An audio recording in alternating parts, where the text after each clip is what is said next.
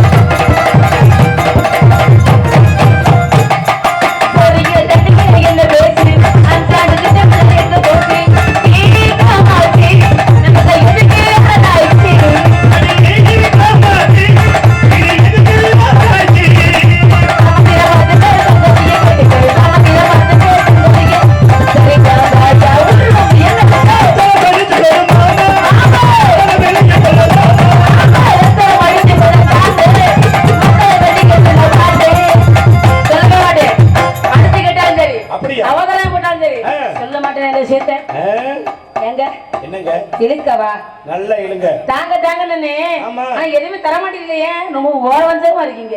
தர்றதுக்கு என்கிட்ட கொட்டை தான் இருக்கு. அதையும் கொடுத்துறாதீங்க. நான் கேக்குறது இப்ப காசு பொருள் கிடையாதுங்க. உங்க அன்பு, பாசம், தாத்தா அரவணைப்பு. நீ முதல்ல சொன்னோன்னே என் மனசை கொடுக்கணும் தான் ஆசை. ஆஹா. எங்க வீட்டுல ரொம்ப பிரச்சனை பண்றாங்க. வீட்டுல பிரச்சனை பண்றாங்களா? ஆமா. ஏன் யாரு கூட பேசக்கூடாது, பழகக்கூடாதுண்ணா? அப்படி சொல்லல, அப்புறம் எனக்கு உங்க மேல ரொம்ப விருப்பம் தான். நீ உங்களுக்கு பிடிச்சிருக்குல்ல? ரொம்ப பிடிச்சி. அப்படியே யோசிக்கிறீங்க நீங்க அன்பை கொடுக்க. இருந்தாலும் சில பேர்னா உங்க அப்பா அம்மாவா? இல்ல அவங்க இல்ல. அண்ணன் தம்பிங்க? அது அந்த ஏரியாவுக்கு வர மாட்டாங்க. தங்கச்சிங்க? இல்ல தங்கச்சியே இல்ல. சொந்த பந்தப்புல பிரச்சனை பண்றாங்களா? அவங்க எல்லாம் இல்ல. வேற யாரு? பிடிச்சிருக்குல்ல? பிடிச்சிருக்குல்ல? அப்புறம் என்ன, யார் என்ன சொன்னா நீங்க ஏங்க